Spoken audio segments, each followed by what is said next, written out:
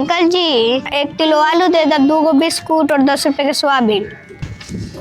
रुक लौकत नहीं खे पूजा करत नहीं। ठीक बा, तब तो पूजा कर, हम जाते नहीं दूसरा दुकान पे सामान ले ले। सब साला सामान खलिया गइल बा, पैसा होइले नहीं खे। जवन ग्राहक सामान उधारे ले जता रहन आवतो है निखन दोबारा।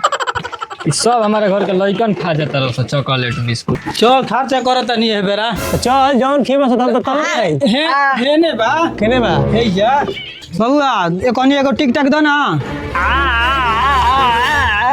एगो और दे दियो, 2 गो मांगता है। अरे कहने की दुकानिया ला हमने ताकत नहीं खेनु ना निशी दो हम पूरे मर्जी रही। हां तो ई काहे के चुरा होत रही सोयाबीन हो। हां ठीक बन देखो ठीक बा। हां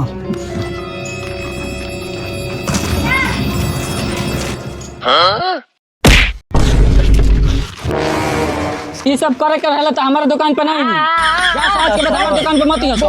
हर कहीं हई 10 रुपया हम लाठी दे जल्दी भाग लाठी दे। सुनो सा हमारा के फार के पहले कुरकुरा खियावा सा ठीक बनू। हां हां तो हे जे बैठ जाइए के जे बैठ। अरे हे ने बैठे के बा, हे ने हे जा बैठ, हे जा रे हे जा बैठ के बांट लिया।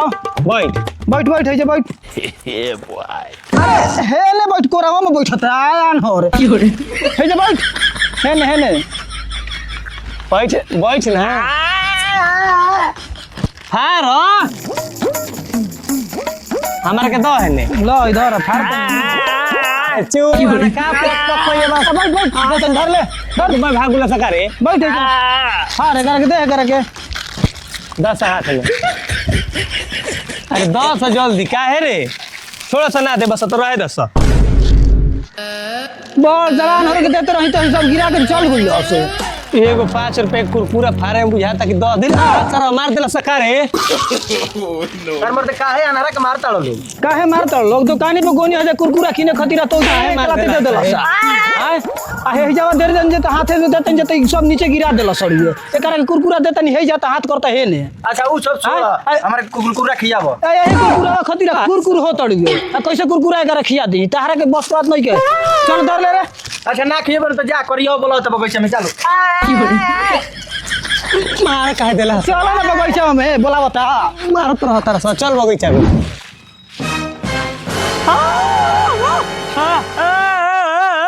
कहां साहब भैया? अरे हो का हो तो पूछ लो का हो का हो तो बात पूछ लो कता हो दे भाग हे तो पूछ लो कता हे पूछ लो कता हे भाई 2 मिनट ने आवता नहीं मैदान खेल चलो मैदान हो लग गई ऐसे सांप मारे के डर। अरे कहाँ बड़ा सरे कहाँ तो उनके सांप निकलल बा बोला सा ना। अरे अनहरा हेले सांप निकलल बारे ऊ कहां बा हेले निकलल बा हेले अरे साला हमारे के अनहरा तक कैसे कह देले हमार चिल के निगाह खाली बताओ दा कहाँ बा है का है तो बढ़िए कहाँ बा रे बोल ना काहे तो बा बोल ना कहाँ बा छोड़ दे अनहरा के मारे दे के ले छोड़। अरे जो ना हम मार के मुआ दे हम इधर सांप के था जान ले हम सारा वाले के नहीं मुआ दे हम मार के। हाँ। अरे कहाँ बड़े रे गुंगो अरे आवो से जल्दी सांप के मार के मुआ देनी वही कहानी के चिल अरे अनहरा ई का कइले रे सांप के मार के मुआ देनी ई तो अपने पार्टनर के मार के मुंगा देले रे अनहरा। अपन 4-5 लाठी देनी है मरल है तब सांप अभी जानते नहीं कैसे अपन आदमी है। एक काम बा हमारा के जल्दी रोड धरा के लेके भागा सता चल भाग अरे सारा वाले गुला सगाड़ा करे हमरा के काम से अरे चप्पल हमर ले चप्पल गोल में चप्पल ये के दम ही है अनहर बढ़िए चप्पल रे भाग